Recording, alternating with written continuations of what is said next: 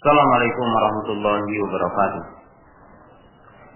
Alhamdulillah hamdan katsiran thayyiban mubarakan fi kama yuhibbu rabbuna wa yardah. Asyhadu an la ilaha illallah wahdahu la syarikalah wa asyhadu anna Muhammadan abduhu wa rasuluh. Wassalatu wassalamu ala Rasulillah wa ala alihi wa ashabihi wa man tabi'ahum bi ihsanin ila yaumiddin. Ya ayyuhalladzina amanu taqullaha haqqa tuqatih wa la tamutunna illa wa antum muslimun. I'lamu rahimakumullah fa inna khairal hadits kitabullah wa khairal hadyi hadi Muhammad sallallahu alaihi wasallam. Syarrul umuri muhdatsatuha wa kullu muhdatsatin bid'ah wa kullu bid'atin dhalalah wa kullu dhalalatin finnar. Ma'asyiral muslimin, kaum muslimin, para talabatul ilmi yang dirahmati Allah Ta'ala, para pendengar seluruh radio yang semoga Allah Ta'ala merahmati kita semua. Alhamdulillah di pagi yang berbahagia ini dengan izin dan qudrat dari Allah Subhanahu wa Ta'ala kita dapat berkumpul di majelis yang mulia ini, di tempat yang mulia ini, dalam rangka kita mendalami agama yang mulia ini. Pada kesempatan yang berbahagia ini kita akan membahas satu pembahasan yang sangat penting berkaitan dengan akidah, berkaitan dengan pokok-pokok dinul Islam. Pada hari ini kita akan membahas tentang bahaya Syiah. Para talabatul ilmi, kaum muslimin yang dirahmati Allah Ta'ala, judul yang kita bahas tentunya adalah juga bertepatan dengan kejadian yang menimpa kepada saudara-saudara kita sesama muslim, sesama ahli sunnah, sesungguhnya di seluruh penjuru dunia. Dan lebih khusus apa yang menimpa kepada saudara kita di negeri Yaman, di kota So'dah, di Damas, yang merupakan satu tempat berkumpulnya para penuntut ilmu di seluruh penjuru dunia. Dan itu insya Allah ada bahasan khusus. Tetapi bahasan yang saya akan bahas adalah Syiah, pengaruhnya terhadap Islam, baik terhadap agama atau terhadap kaum muslimin secara kehidupan kaum muslimin. Kaum muslimin yang dirahmati Allah Ta'ala,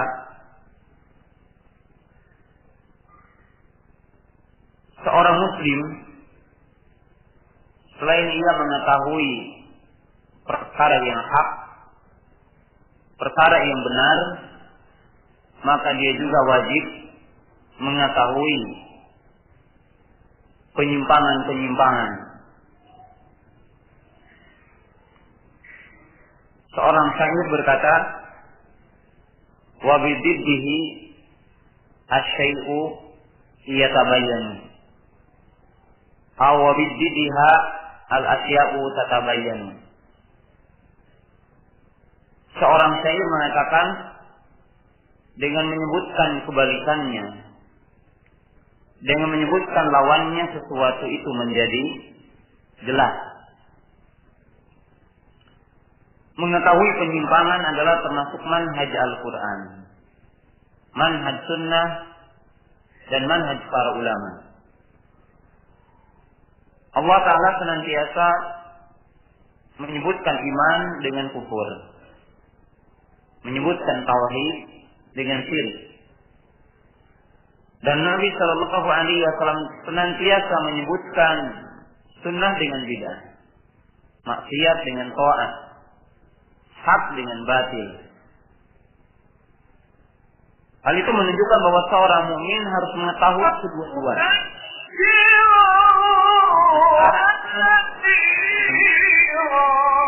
Antara tauhid, antara sunnah dan bid'ah.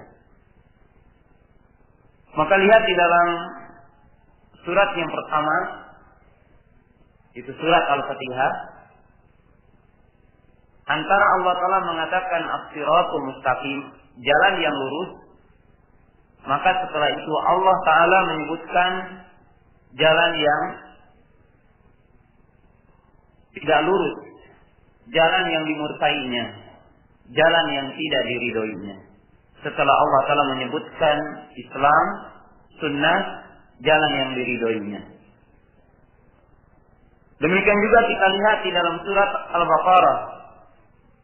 Setelah Allah Ta'ala mensifati orang-orang bertakwa dan menyebutkan sifat orang-orang bertakwa, maka Allah Ta'ala menyebutkan sifat orang-orang kafir, sifat orang-orang munafik. Setelah Allah Ta'ala memerintahkan kita bertauhid, maka Allah Ta'ala melarang kita syirik, menyekutukannya. U'budullaha wa la tusyriku bihi syai'ah. Demikian juga Nabi Shallallahu Alaihi Wasallam memperingatkan agar kita komitmen kepada sunnah.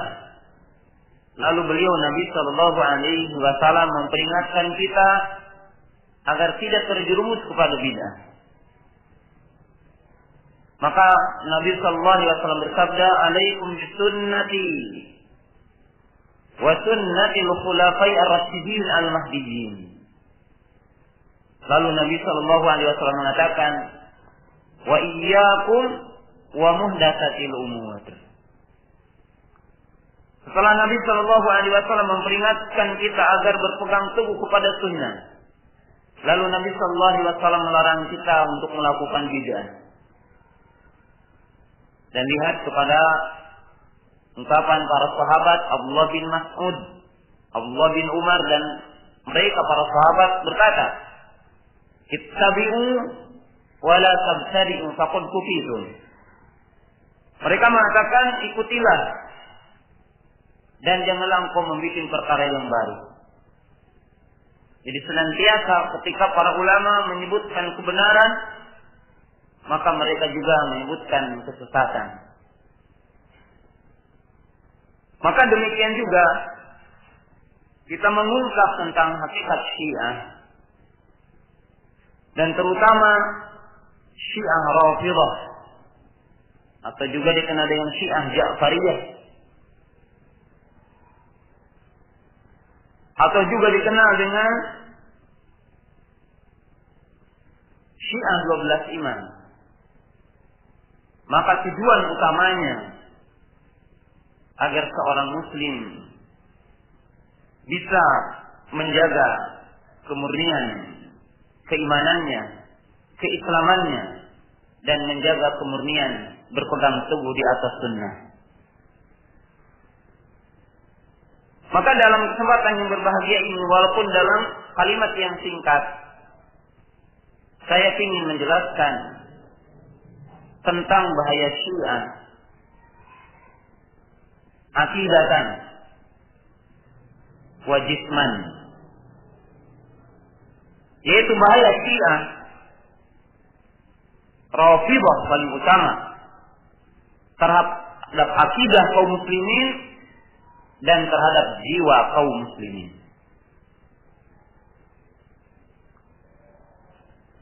Syiah yang para ulama telah membahas dalam berbagai kitab, dan kita pun bisa membaca dari kitab-kitab mereka, adalah sebuah ajaran yang sesungguhnya telah disepakati menyimpang dari Islam, menyimpang dari sunnah. Kaum muslimin yang dirahmati Allah Subhanahu wa taala. Tetapi sebelum kita menjelaskan secara singkat bagaimana Syiah dengan kaum muslimin, bagaimana Syiah dengan Ahlus Sunnah, kita akan sebutkan secara singkat bagaimana munculnya ajaran Syiah. Kaum muslimin yang dirahmati Allah taala, perkara yang kita tidak boleh melupakan kepada apa-apa yang diperingatkan Allah taala di dalam ayat Al-Qur'an. Di antaranya Allah taala berfirman, "Walan tarda 'ankal yahudu wala nasara hatta tattabi'a millatahum." Sesungguhnya orang-orang Yahudi dan orang-orang Nasrani selamanya mereka tidak akan ridho terhadap orang-orang beriman, terhadap kaum muslimin, sehingga mereka kaum muslimin mengikuti agama mereka. Maka ini adalah merupakan peringatan dari Allah Ta'ala. Dan orang-orang kafir di dalam ayat Al-Quran telah dinyatakan bahwa mereka akan senantiasa menghancurkan kaum muslimin dan berusaha untuk menghancurkan kaum muslimin. Sebab Allah Ta'ala telah menjelaskan bahwa orang-orang kafir bagi orang-orang beriman aduwan mubina. Bahwa orang-orang kafir bagi kamu, bagi orang-orang beriman adalah musuh yang nyata. Mereka senantiasa akan menjadi musuh buat kita. Dan dari bagian sejarah ini,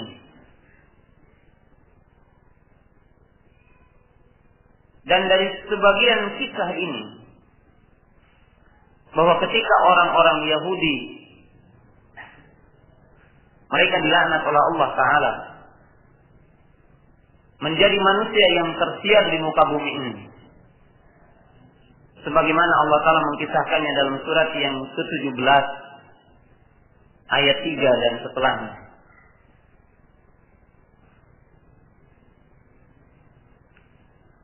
Maka mereka mencoba mendatangi kota Madinah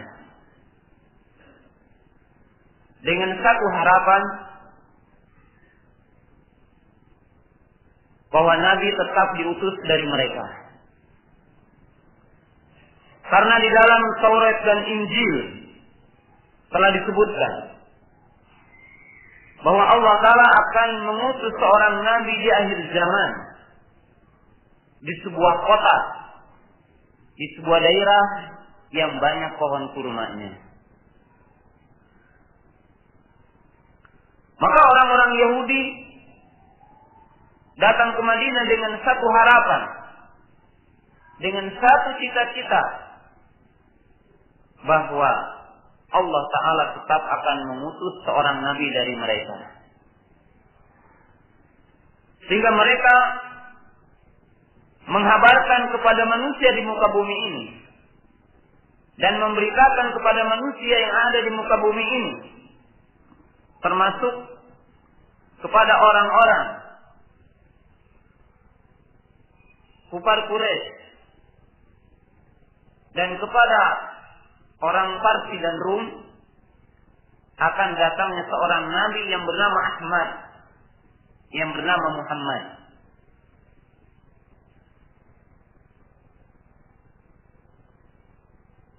Tetapi tatkala Allah Ta'ala mengutus seorang Nabi bukan dari mereka, maka mereka mengingkarinya. Oleh sebab itu Allah Ta'ala menyebutkan dalam surat Al-Baqarah, ya'rifunahu kama ya'rifuna abna'ahum. Falamma arafu bihi kafaru. Sehingga tatkala mereka tahu tentang kedatangan Muhammad SAW, maka mereka kufur. Maka disinilah orang-orang Yahudi mulai membuat rekayasa, mulai membuat tipu daya, mendustakan Nabi kita Muhammad SAW, menyebar fitnah, sampai dalam bagian potongan sejarah Allah Ta'ala menurunkan surah Al-Hasr sebagai bukti bahwa orang-orang Yahudi terusir dari Madinah. Maka mereka pun menjadi manusia yang terpencar di muka bumi ini, menjadi manusia yang hina, menjadi manusia yang tidak punya sejengkal tanah pun di muka bumi ini. Kaum muslimin yang dirahmati Allah Subhanahu wa taala. Sehingga dalam potongan sejarah itu dibuktikan ketika Nabi Shallallahu Alaihi Wasallam memberitakan dan menghabarkan akan terjadi fitnah di tengah-tengah umat ini. Dan awal fitnah itu terbunuhnya dan syahidnya Umar bin Khattab radhiyallahu taala anhu, terbunuh oleh seorang majusi yang bernama Abu Lu'lu'ah. Maka syahidlah Umar bin Khattab radhiyallahu taala anhu, yang dikisahkan dalam hadis Hudzaifah yang diriwayatkan oleh Imam Bukhari rahimahullahu taala, ketika Umar bertanya kepada para sahabat, siapa di antara kamu yang mengetahui fitnah yang dihabarkan oleh Nabi sallallahu alaihi wasallam? Maka Hudzaifah mengatakan, ana ya Amirul Mukminin, innaka lajal. Maka Hudzaifah mengatakan, aku wahai Amirul Mukminin. Maka Umar mengatakan, sungguh engkau begitu cepat menjawab. Faqala Hudzaifah, fitnatu rajuli fi malihi wa ahlihi wa jiranihi tukaffiruha salatu wa sadaqatu wal amru bil ma'ruf wa nahyu 'anil munkar. Maka Hudzaifah mengatakan, yaitu fitnah seseorang dari keluarganya, dari hartanya, dari tetangganya, yang akan dihapus dengan salat, sedekah, amar ma'ruf nahi munkar. Tetapi Umar mengatakan, bukan fitnah yang ini yang aku tanyakan, walakin al-fitnatu allati tamuju kama yamujul bahar. Tetapi fitnah yang dia adalah bagaikan gelombang lautan. Fitnah yang kondisinya adalah sebagai gelombang lautan. Maka Hudzaifah pun mengatakan, saya tahu. Wa bainaha wa bainaka baban. Inna bainaka wa bainaha baban.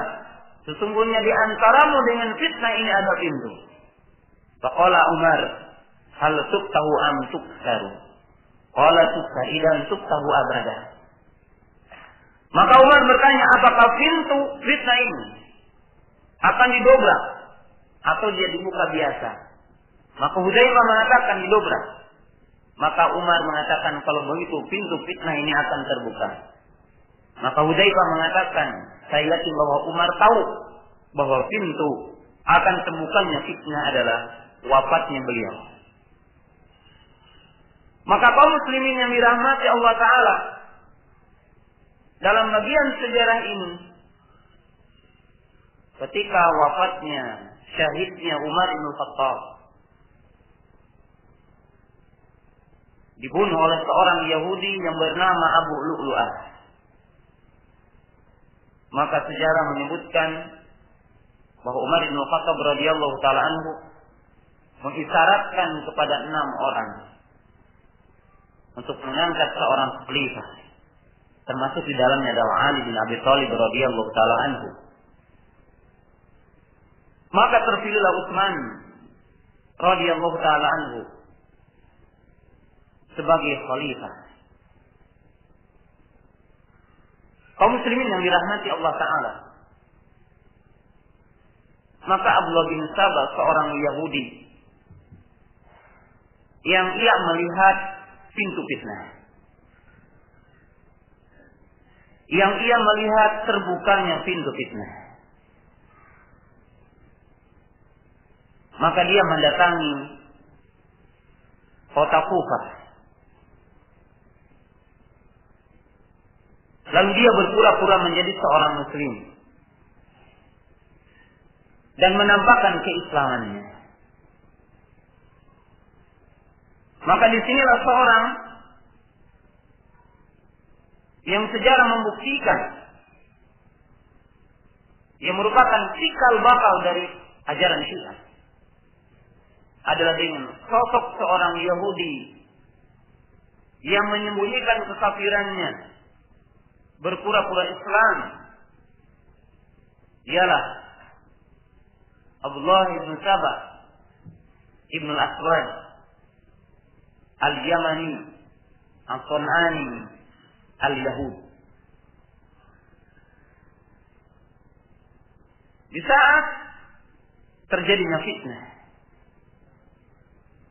dan mulai munculnya fitnah di tengah-tengah kaum muslimin, dan kita harus memahami tentang poin ini yang dijelaskan oleh para ulama bahwa Abdullah bin Sabah laknatullah ketika awal-awal akan memunculkan ajaran Syiah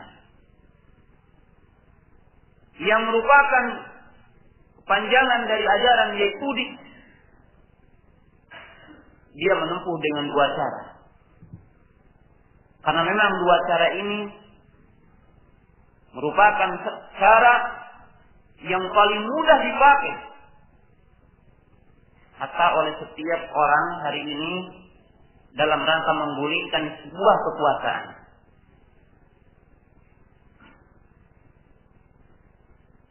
Kaum muslimin yang dirahmati Allah Ta'ala, Abdullah bin Sabah laknatullah yang di sini punya konspirasi dengan orang-orang Khawarij yang merupakan pemikiran yang berawal dari seorang yang bernama Dzul Huwaisirah, memunculkan dua perkara. Karena Utsman radhiyallahu taala anhu dituduh dengan dua perkara. Dan fitnah yang dimunculkan kepada Utsman bin Affan radhiyallahu taala anhu, di antaranya adalah tuduhan dikatakan bahwasanya Utsman radhiyallahu taala anhu adalah nepotisme, mengangkat orang-orang terdekat yang merupakan keluarga dari Utsman bin Affan radhiyallahu taala anhu. Dan Utsman radhiyallahu taala anhu dianggap dalam berbagai pembagian tidak adil. Kaum muslimin yang dirahmati Allah Ta'ala, maka Abdullah bin Sabah laknatullah memunculkan untuk memasukkan pemikirannya dengan dua cara. Cara yang pertama, atas nama amar ma'ruf nahi munkar. Karena penamaan ini, karena kalimat ini adalah perkara yang tidak akan diingkari oleh setiap orang. Karena pengingkaran kemungkaran merupakan bagian dari iman. Bahkan merupakan sifat yang khusus bagi umat ini. Kuntu khairu ummatin ukhrijat linnas ta'muruna bil ma'ruf wa tanhauna 'anil munkar.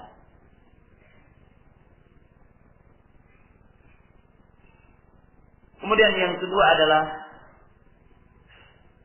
at-ta'nu fi Utsman, at-ta'nu fi khilafatihi. Kemudian Abdullah bin Sabah laknatullah yang konspirasi dengan orang-orang Khawarij sehingga dinyatakan Khawarij Sabaiyah mencacati dan menyebarkan fitnah tentang Utsman bin Affan radhiyallahu taala anhu. Tentang Utsman radhiyallahu taala anhu. Kemudian sejarah membuktikan konspirasi dua kekuatan ini, Abdullah bin Sabah yang merupakan cikal bakal dari ajaran Syiah dan berkonspirasi dengan orang-orang Khawarij, maka terbunuhlah Utsman radhiyallahu taala anhu. Terbunuhlah Utsman radhiyallahu taala anhu di tangan orang-orang Khawarij Sabaiyah. Syahidlah Utsman radhiyallahu taala anhu. Yang sesungguhnya seluruh tuduhan kepada Utsman bin Affan radhiyallahu taala itu adalah tidak benar. Sebab kalau kita melihat kepada apa yang terjadi di sisi Utsman bin Affan radhiyallahu taala anhu, bahwa Utsman radhiyallahu taala anhu tidaklah dia memberikan pemberian kepada keluarganya kecuali dari hartanya. Karena sejarah membuktikan bahwa Utsman bin Affan radhiyallahu taala anhu adalah seorang yang kaya, dan dialah yang menyimpahkan 1/3 hartanya ketika perang yang sangat sulit. Dan ketika dia menjadi khalifah, dia berkata di depan kaum muslimin bahwa yang aku berikan kepada keluargaku, bahwa yang aku pakai, bahkan sebagian yang diberikan kepada orang-orang duafa adalah bukan harta negara, tetapi hartaku. Dan para sahabat mengatakan, qalu aina'an. Nah, kaum muslimin yang dirahmati Allah Subhanahu wa taala. Maka setelah syahidnya Utsman bin Affan radhiyallahu taala anhu, maka orang-orang Rafidhah yang sesungguhnya adalah bersekongkol dengan orang-orang Khawarij, mereka berada di Basrah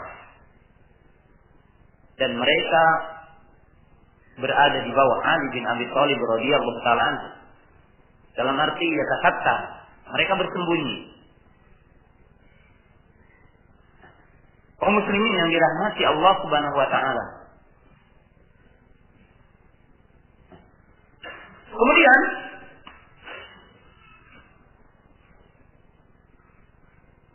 Abdullah bin Sabah, yang ini adalah merupakan rekayasa orang-orang Yahudi, yang ini adalah merupakan tujuan orang-orang Yahudi mengambil kesempatan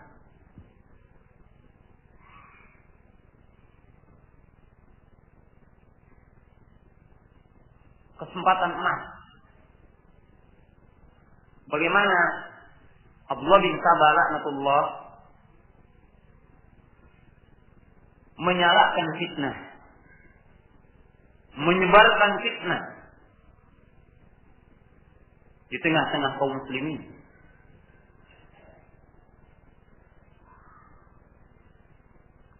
Dan ini cara yang mereka tempuh.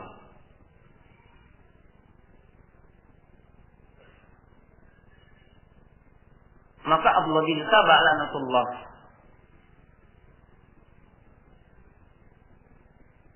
sebagaimana dijelaskan oleh sebagian para ulama menempuh 6 langkah utama bagaimana memporak-porandakan kaum muslimin, bagaimana menghancurkan akidah kaum muslimin, dan bagaimana mengalirkan darah kaum muslimin. Yang pertama, bahwa orang-orang Yahudi atas tangan Abdullah bin Sabah, dia berpura-pura masuk Islam, menampakkan keislaman untuk menyebarkan akidah Yahudi.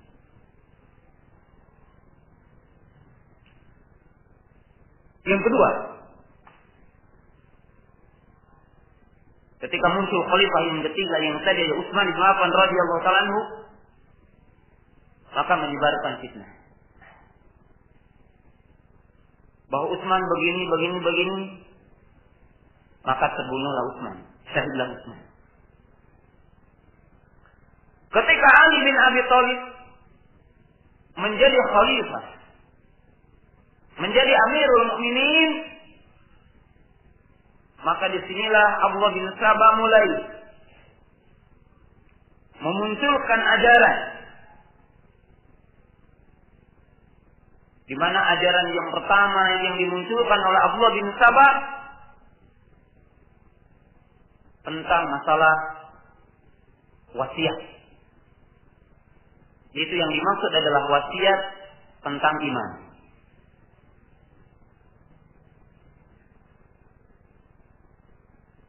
Bahwa sesungguhnya Nabi Shallallahu Alaihi Wasallam telah mewasiatkan kekhalifahan, keimaman kepada Ali bin Abi Thalib. Lalu menyebarkan tuduhan bahwa Abu Bakar, bahwa Umar, bahwa Utsman, mereka adalah pengdasar yang mengambil kekuasaan Ali bin Abi Thalib, yang mengambil keimamahan Ali bin Abi Thalib radhiyallahu taala anhu. Dan berdasarkan kesepakatan orang-orang Syiah bahwa Abdullah bin Sabah adalah orang yang pertama memunculkan tentang masalah wasiat.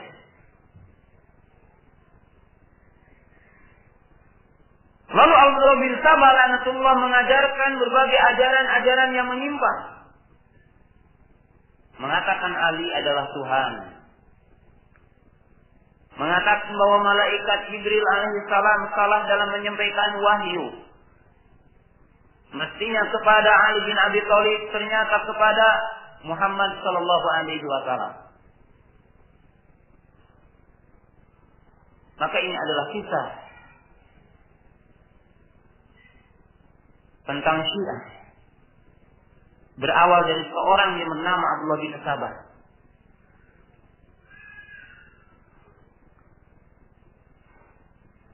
Yang Syiah ini secara nama begitu banyak. Yang para ulama telah mengatakan tidak kurang dari 360 sekian sekte. Sekte Syiah. Walaupun yang dikenal di telinga kita mungkin secara nyata ada 3 sekte. Walaupun banyak, tetapi mungkin yang sampai ke telinga kita hanya 3. Yaitu Syiah Rafidhah, Syiah 12 Imam, dan Syiah Zaidiyah. Syaikhul Islam Ibnu Taimiyah rahimahullahu taala di antara sekian sekte Syiah yang 360 sekian sekte yang paling dekatnya adalah Syiah Zaidiyah.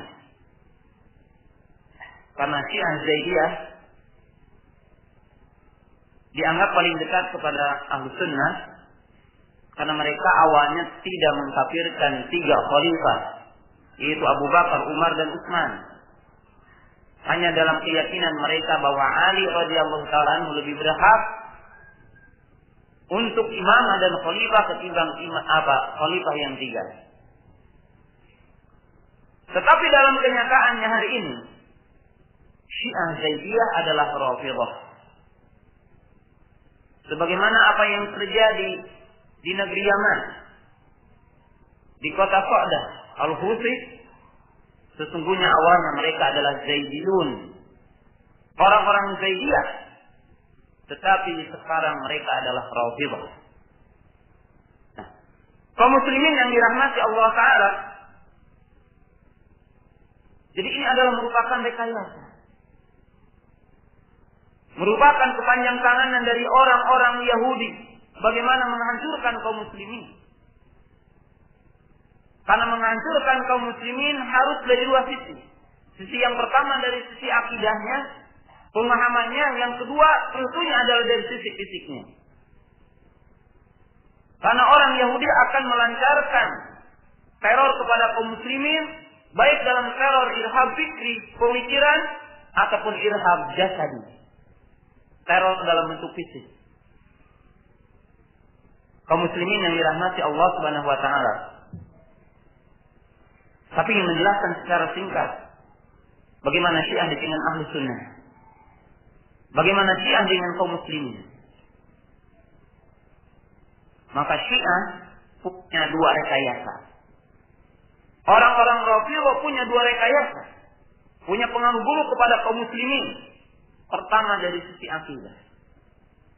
Pertama dari sisi agama. Dan kita akan buktikan. Syiah dengan Ahlu Sunnah memiliki perbedaan yang sangat jauh. Memiliki perbedaan yang sangat jauh bagaikan timur dengan barat dengan kaum muslimin. Dan saya akan sebutkan dalam kalimat yang singkat ini dari beberapa sisi. Sisi yang pertama, dari sisi masdar talafi, dari sisi sumber hukum.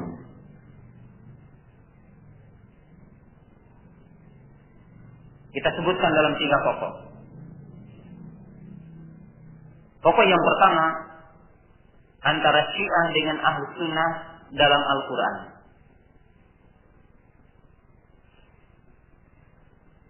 Kaum muslimin yang dirahmati Allah Ta'ala, Syiah memiliki perbedaan dengan Ahlu Sunnah secara umum dalam beberapa sisi. Sisi yang pertama, keumuman orang Syiah, terutama orang-orang Rafidhah, meyakini bahwa Quran yang ada di sisi Ahlu Sunnah itu muharraf, mubaddal, naqis, fihi ziyadah. Bahwa Quran yang ada di sisi Ahlu Sunnah itu ada kekurangannya, ada penambahannya, ada perubahannya.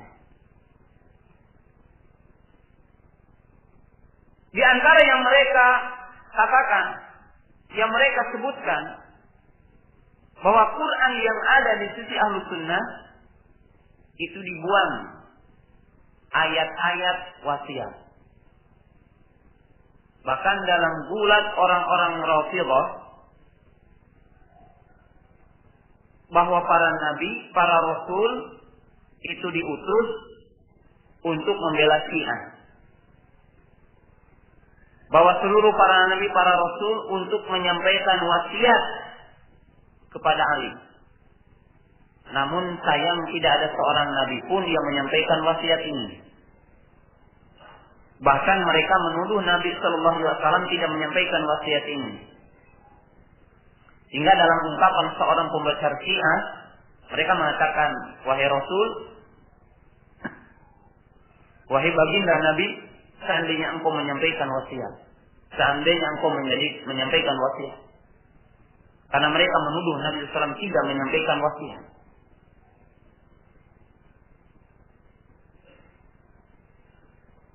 Dan khilafah yang 3, Abu Bakar, Umar, dan Utsman dianggap telah merubah sebagian ayat-ayat dan telah membuang sebagian ayat-ayat yang berkaitan dengan wasiat. Walaupun kaum muslimin yang dirahmati Allah Ta'ala berdasarkan penelitian bahwa tidak ada yang tahu Quran yang khusus bagi orang Syiah kecuali orang-orang khusus. Dan apabila ditanya keumuman orang-orang Syiah, maka mereka akan mengingkarinya. Ima disebabkan dia tidak tahu, ima disebabkan mereka berbuat taqiyah di depan Ahlu Sunnah. Hanya saja kita bisa melihat dalam bukti-bukti bahwa orang-orang Syiah mereka merasa ragu menghafal Quran yang ada di tangan kita. Dan mereka pun tidak memberikan motivasi untuk menghafal Al-Quran yang ada di tangan kita.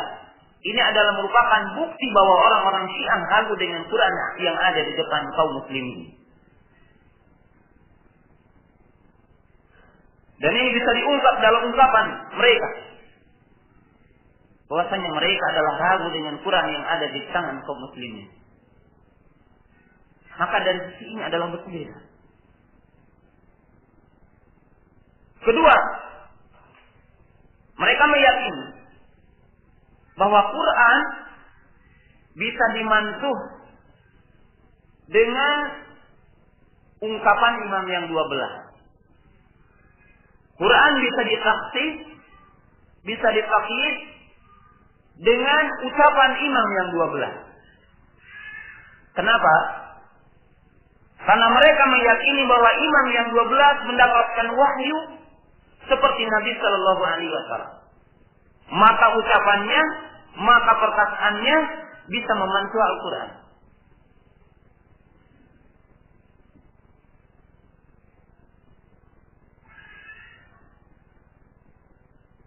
Dan ini telah dinyatakan dalam kitab Al-Kafi oleh salah seorang pembesar Syiah.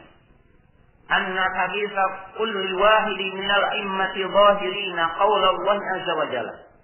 La ikhtilafa fi aqwalihim kama la ikhtilafa fi qawlillah ta'ala.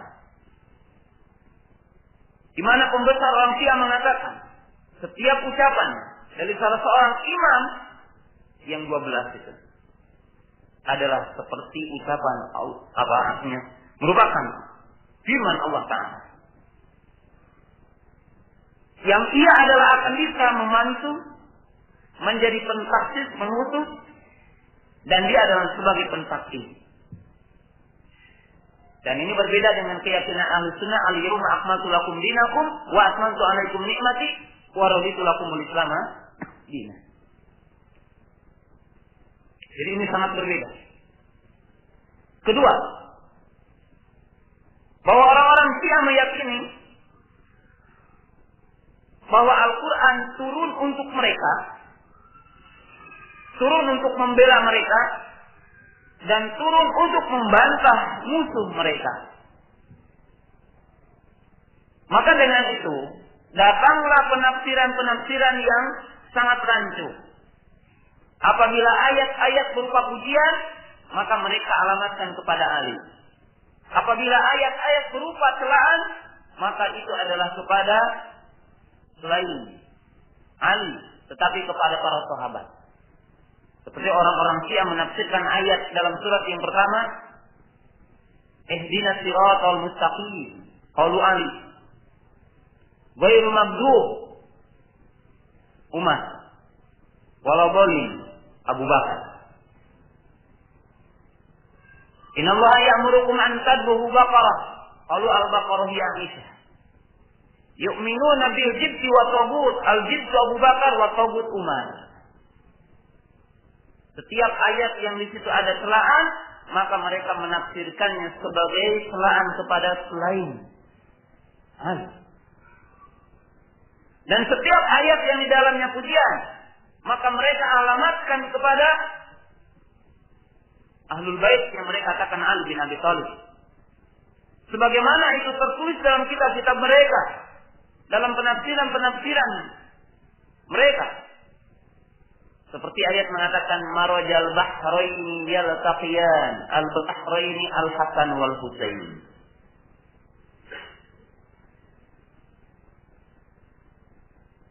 Dan ayat-ayat yang lain. Yang ini adalah jelas. Bahkan dalam keyakinan tentang orang Syiah, terutama Syiah Rafidhah, Syiah 12 imam, mereka meyakini Al-Quran tidak bisa terjemahkan dan ditafsirkan kecuali melalui Al-Qaim. Al-Qaim yang dimaksud adalah para imam mereka. Maka tafsir Abdullah bin Abbas, tafsir Abdullah bin Umar, tafsir Mujahid, tafsir Imam Ikrimah dan sebagainya tidak ada timbangan di sisi mereka. Tafsir bisa dikatakan sah apabila tafsir itu datang dari imam yang 12. Maka di sini menunjukkan antara Ahlus Sunnah dengan Syiah adalah berbeda. Ini dari masdar yang pertama, yaitu Quran. Masdar yang kedua adalah sunnah, hadis. Maka orang-orang Syiah dengan ahli sunnah sangat berbeda dari sanad hadis. Pertama, di mana orang-orang Syiah berkeyakinan para sahabat seluruhnya kafir kecuali 4 orang. Ali bin Abi Thalib, Miqdad, Salman Al-Farisi, Abu Dhar. Maka mereka meyakini seluruh sanad hadis selain dari salah satu yang 4 ini, maka semuanya adalah dhaif. Semuanya adalah tidak bisa dipakai karena mereka telah mengangkat kafir. Oleh sebab itu para ulama mengatakan jelas pengingkaran Syiah kepada hadis ketika mereka mengkafirkan para sahabat. Karena ketika mereka mengkafirkan pembawa agama ini, maka otomatis mereka mengingkari apa yang dibawanya. Jadi sangat beda. Ini dari sisi sana. Yang kedua, bahwa orang-orang Syiah Rafidhah, Syiah 12 Imam, Syiah Ja'fariyah tidak mensyaratkan bobit, tidak mensyaratkan ittisalus sanad di dalam hadis. Tetapi hadis semata-mata diriwayatkan dari 12 imam, maka hadis itu secara otomatis sahih. Jadi beda dengan kita. Dengan ahlu sunnah tentang hadis.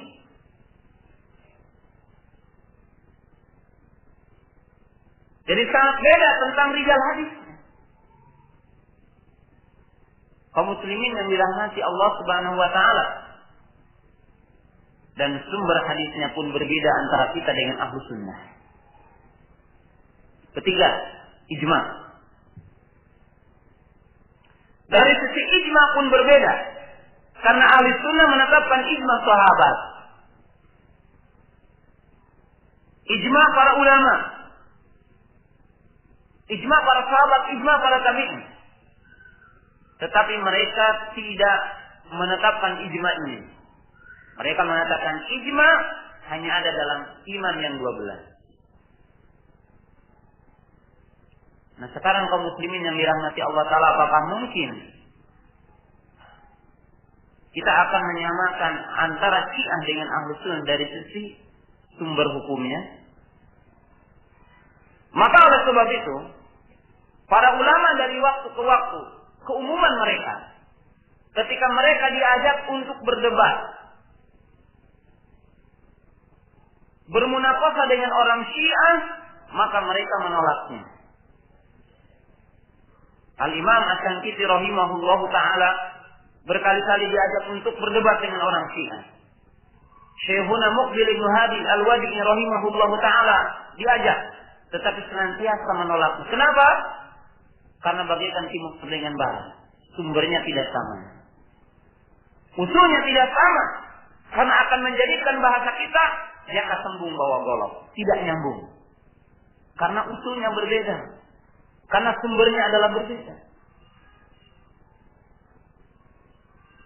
Nah, sehingga dalam poin yang pertama ini tidak mungkin untuk disamakan perbedaan Syiah dengan Ahlus Sunnah seperti perbedaan di antara imam yang 4. Mungkin dulu orang bisa ditipu, sekarang tidak bisa. Dulu mungkin orang Syiah bisa berpura-pura di depan Ahlus Sunnah. Tetapi sekarang kita tidak bisa. Kenapa? Bukti tulisan, bukti perkataan, bahkan bukti VCD, lisan para ulama Syiah, para pembesar Syiah pun telah ada. Tidak bisa. Dan ini poin yang pertama. Poin yang kedua, perbedaan dari sisi ibadah.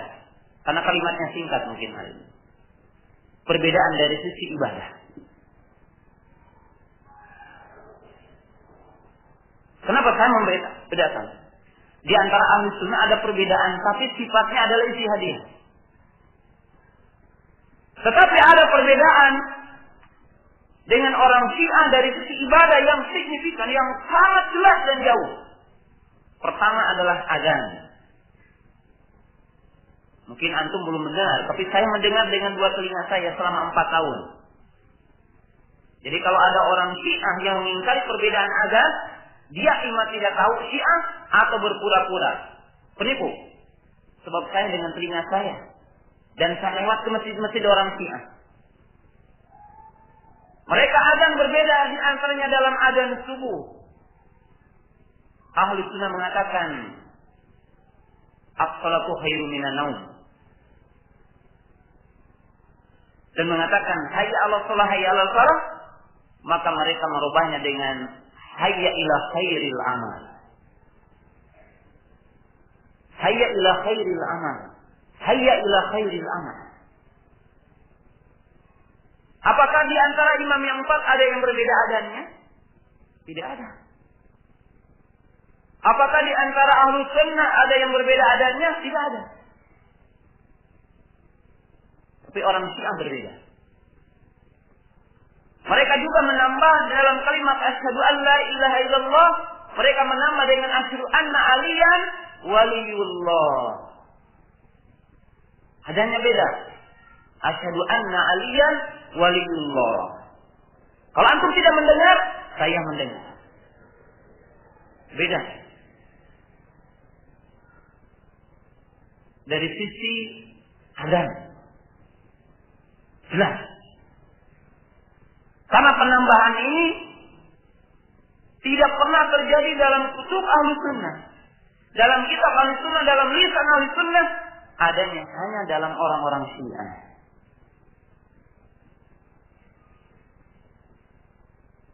Kedua, perbedaan di dalam sholat.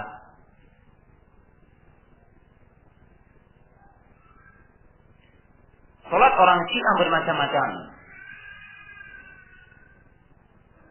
Yang paling utara, mereka tidak menyimpan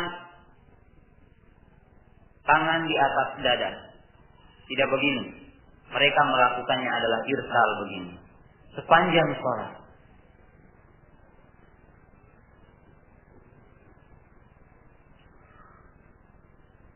Bahkan mereka ada sholat yang tidak memakai ruku dan sujud.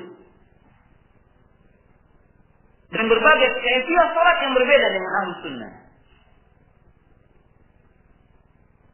Ini dari sisi ibadah. Sebutkan aja 2. Ini beda dengan ahlu sunnah. Ketiga, dari sisi akidah.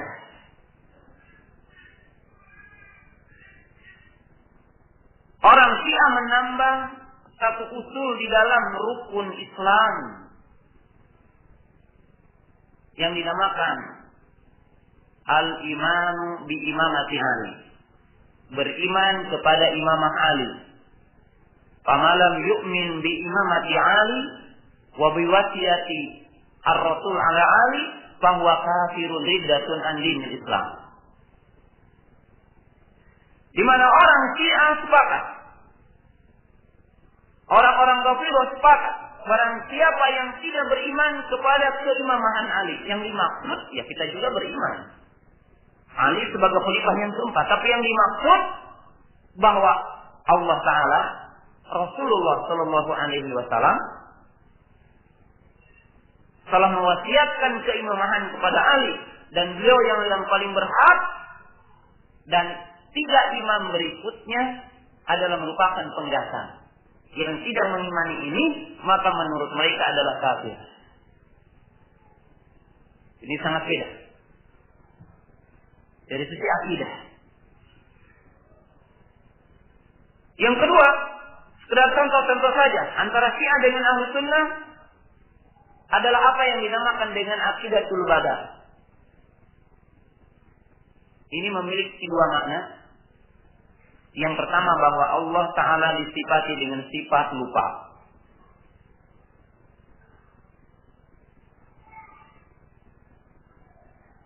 Sebagaimana sebagian orang Syiah mengatakan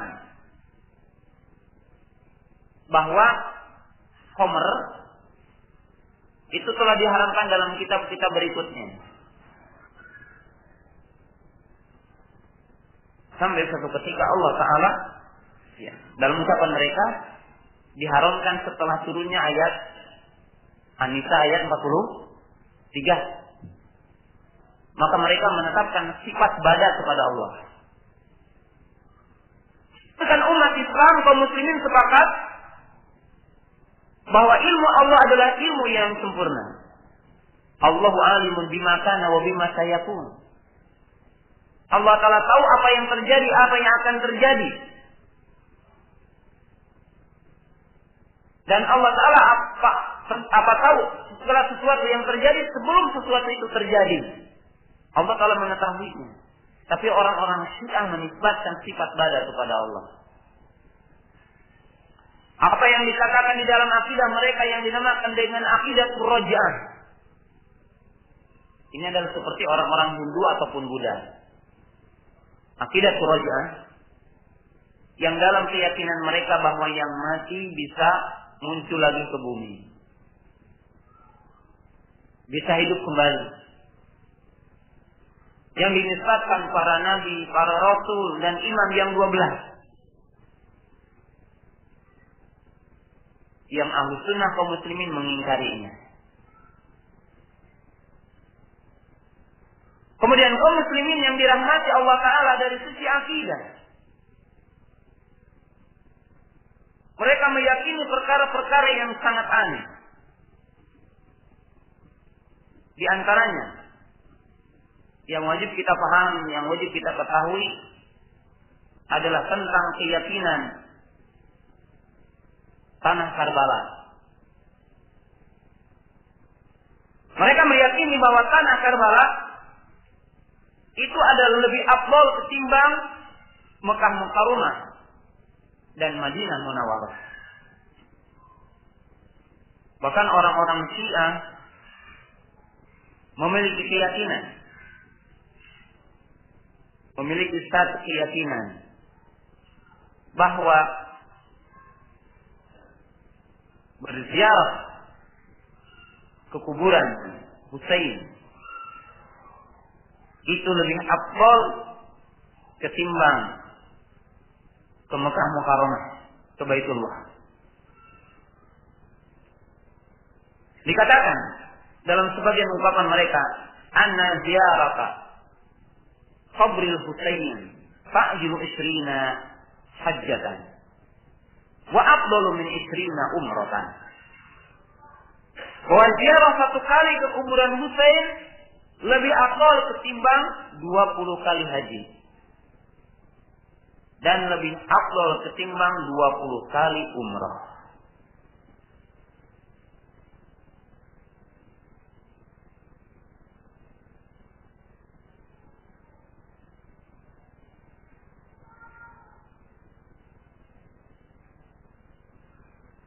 Seorang pembesar Syiah ditanya, "Inni hajjatu tis'ata asyarata hajjatan wa tis'a asyarata umratan." Ajabahu al-imam bi uslubin yusbihu syuhriyah qalilan. Hujji hujjatan ukhra wa tamir umratan ukhra. Taktubu laka ziyarata qabril Husain. Maka dengan menjawab, ada orang bertanya, "Aku telah melakukan haji 19 kali dan telah melakukan umrah 19 kali." Lalu dia menjawab, "Hajilah sekali lagi, umrahlah sekali lagi, maka itu akan menyamai satu kali ziarah ke kuburan Husain."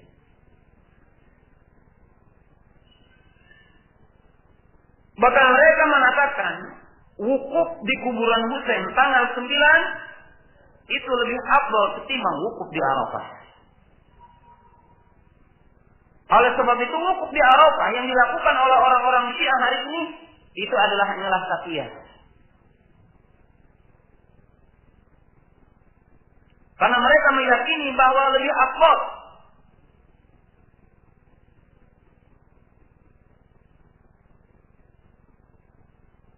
lihat ya, ketika mereka mengatakan tentang Karbala, ittakhadallahu arda Karbala haraman aminan mubarakan qabla an yakhluqallahu ardal Ka'bah. Ya.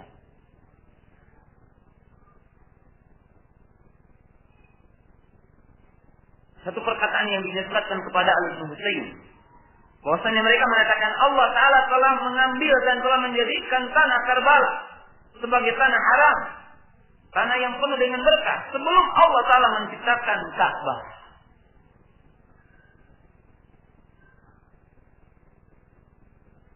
Wa yatakhiduha haraman bi 24,000 amin. Mereka mengatakan kalimat-kalimat yang sangat jelas. Bahkan mereka mengatakan wala ta'zalu qatalib hatta yaj'alaha Allahu afdhala ardin fil jannah. Dan akan terus seperti itu keutamaannya sampai Allah Ta'ala menjadikan tanah Karbala itu tanah yang paling afdal nanti di surga. Oleh sebab itu sebagian orang mereka mengambil tanah Karbala mengaku mereka yang mereka bawa dalam setiap sholat mereka. Lihat ya, kalau antum mendapatkan orang-orang Syiah membawa kerikil kecil, maka sebagiannya mereka mengklaim itu adalah tanah Karbala dan mereka dijadikannya sebagai tempat sujud karena mereka meyakini bahwa sujud di Karbala ada lebih afdal ketimbang sujud di tempat yang lainnya. Kaum muslimin yang dirahmati Allah Subhanahu wa taala. Ini adalah dari sisi akidah, dari sisi keyakinan.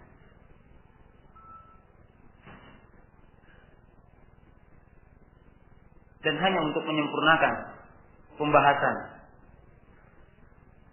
bahwa sesungguhnya orang-orang Syiah mereka juga punya sikap yang berbeda dengan Ahlus Sunnah.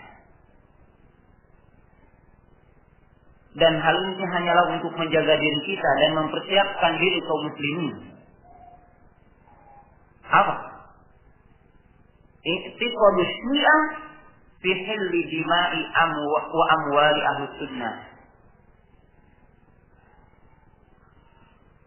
Bahwa orang-orang Syiah meyakini Ahlus Sunnah dan memiliki sikap kepada Ahlus Sunnah yang berkaitan dengan jiwa kaum muslimin. Jiwa Ahlus Sunnah adalah 3 hal.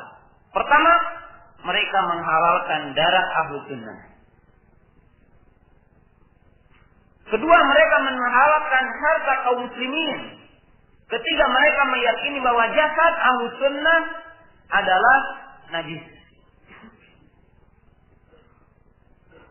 Oleh sebab itu kaum muslimin yang dirahmati Allah Ta'ala dalam poin yang kedua ini, maka sekarang mereka bikin propaganda buruk kepada Ahlus Sunnah. Di antara tuduhan ini, mereka menuduh Ahlus Sunnah adalah teroris. Terutama dinisbatkan kepada seorang ulama besar adalah Syekh Muhammad bin Abdul Wahab. Sekarang timbul buku-buku yang menuduh Syekh Muhammad bin Abdul Wahab dan menuduh Ahlus Sunnah adalah sebagai teroris. Hal ini adalah salah satu cara bahwa orang-orang Syiah menutup keburukan mereka. Padahal lihatlah dalam akidah mereka bahwa orang-orang Syiah meyakini Ahlus Sunnah adalah kafir. Ahlus Sunnah adalah nasibi. Ahlus Sunnah dituduh membenci Ali radhiyallahu ta'ala, dengan itu mereka mengkafirkannya. Lihat. Dikatakan oleh orang-orang Syiah tentang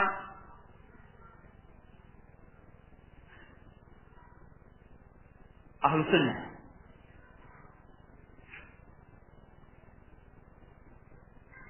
Seorang pembesar Syiah yang bernama Abi Abdullah alaihissalam disebutnya oleh mereka.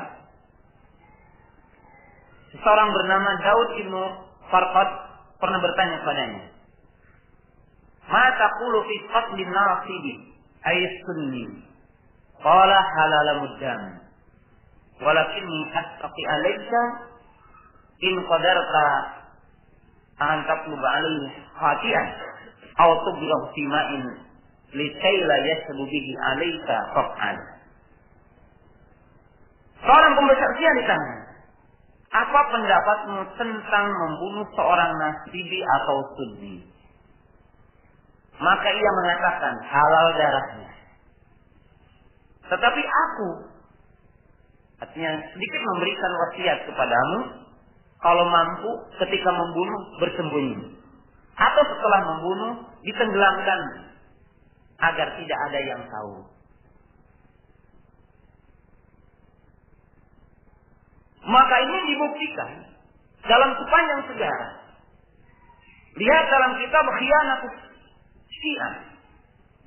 Ketika mereka menjadi satu wasilah, menjadi satu perantara dan ikut dalam pembunuhan kaum muslimin di Baghdad yang tidak ada yang tahu kecuali Allah Ta'ala. Lebih dari 1.000 orang wafat dengan orang-orang Tatar dengan tangan orang Syiah. Yang pada waktu itu sampai banjir darah setengah betis. Dan seluruh kaum muslimin di sekitarnya mendapatkan wabah dari bangkai kaum muslimin pada waktu itu. Lihatlah kaum Qaramita yang menghadang orang-orang yang haji setelah menunaikan ibadah haji, dihadang oleh orang-orang Qaramita Rafidhah, disembelih, dibunuh. Dan demikianlah mereka punya rencana-rencana yang jahat. Sebagaimana orang-orang Husiyun, orang-orang Syiah Rafidhah di sekitar Ka'bah, yang kalau sekian lama mereka membuat perencanaan untuk mematikan dakwah Syekh Mukbil rahimahullahu ta'ala. Dan saya punya 2 kisah dengan orang-orang Syiah pada waktu itu. Saya punya 2 kisah dengan orang-orang Syiah Rafidhah, di mana mereka benci sekali dan mereka punya banyak perencanaan. Suatu ketika saya naik mobil, waktu itu berdua dengan orang Malaysia, akan berobat ke Soddah. Tiba-tiba sopir itu bertanya, di mana kamu? Saya katakan di Syekh Mukbil. Lalu datanglah orang Syiah Rafidhah. Kata sopir ini, wallah Syekh Mukbil imam. Kata orang ini, la, walaysa imam, laysa min ahlil bait. Kata dia bukan imam, dia bukan ahlul bait. Maka terjadi hisam dengan orang itu.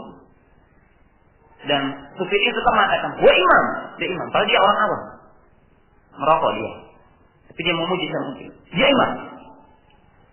Sampai si itu marah dan dia melempar pintu mobil, lalu dia turun, pergi dan tidak mau naik mobil.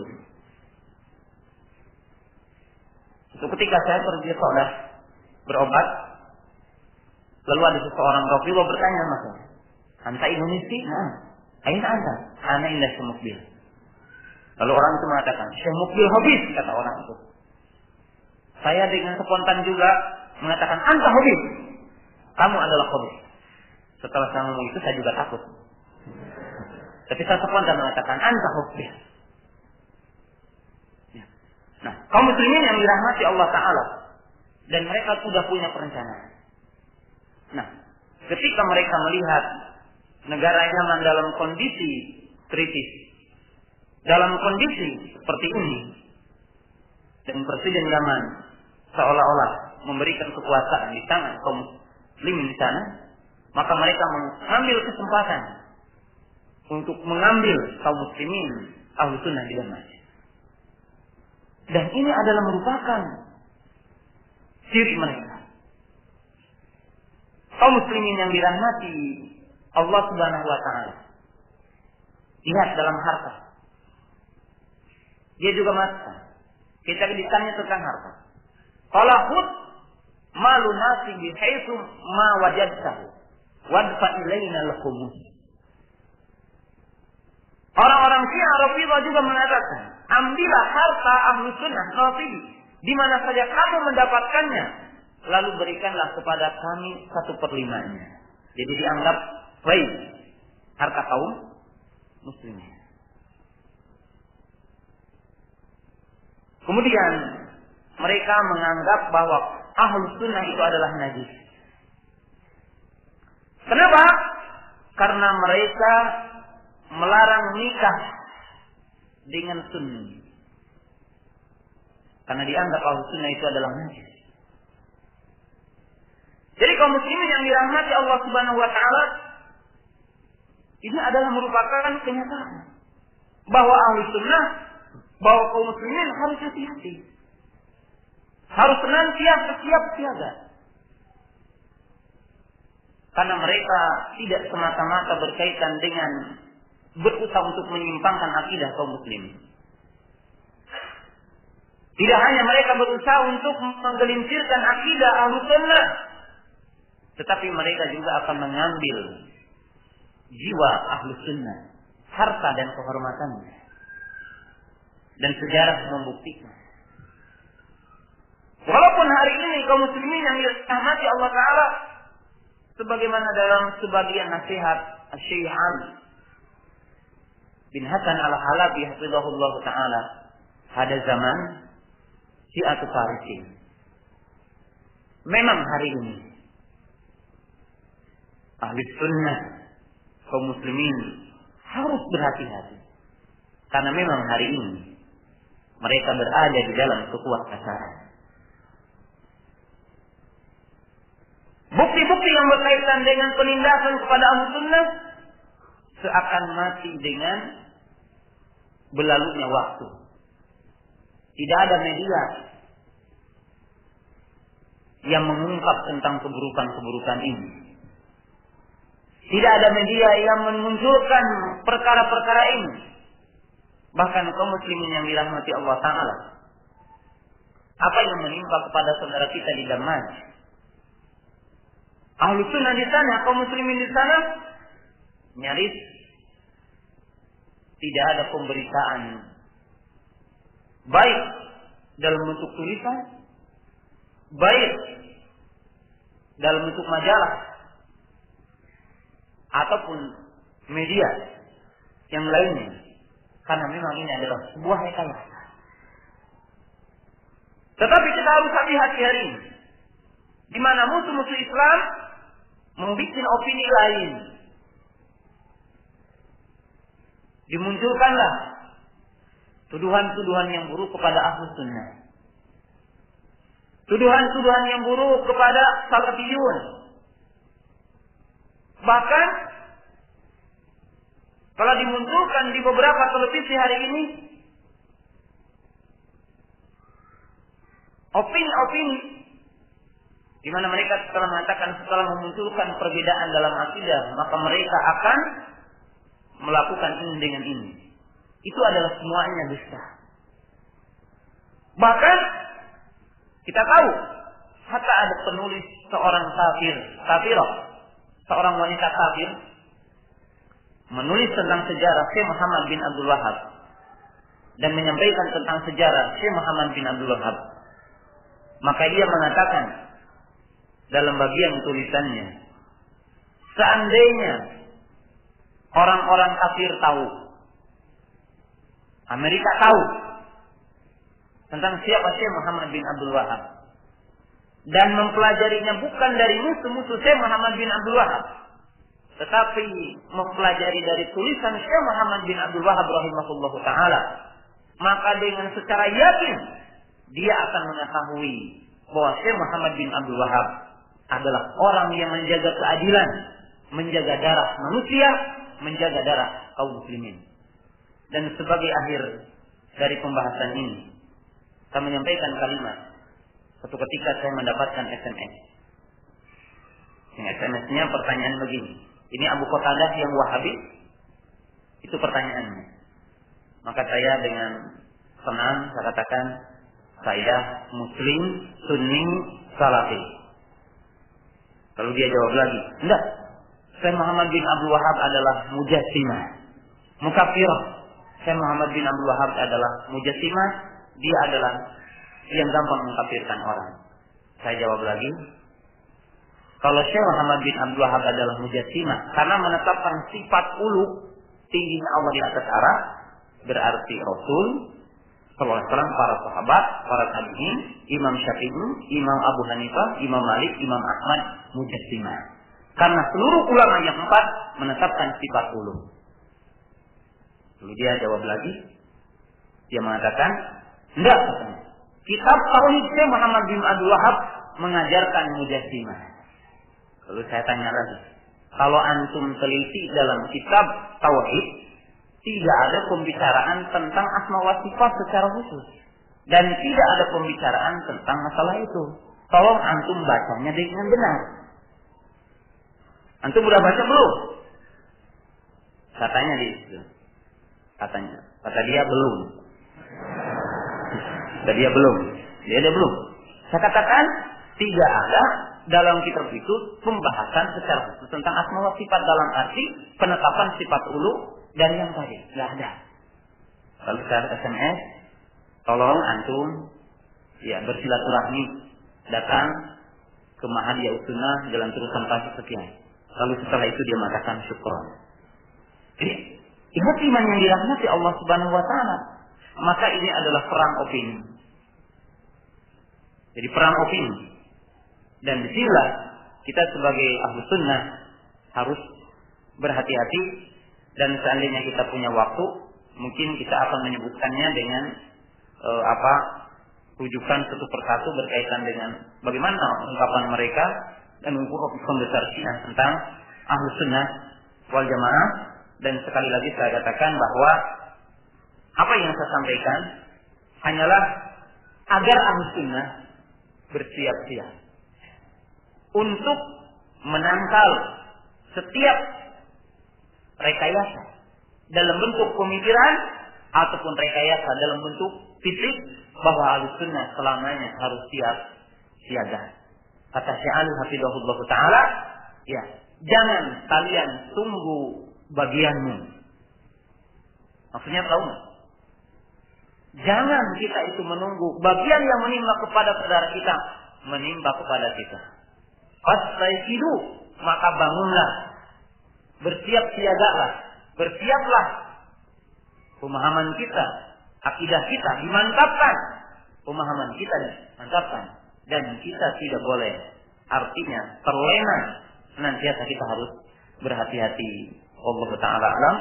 Ya, barangkali sampai di sini pembahasan kita pada kesempatan pagi yang berbahagia ini sekilas berkaitan dengan bahaya Syiah yang melanda kepada kaum muslimin. Subhanakallahumma wa bihamdika asyhadu an la ilaha illa anta astaghfiruka wa atubu ilaik.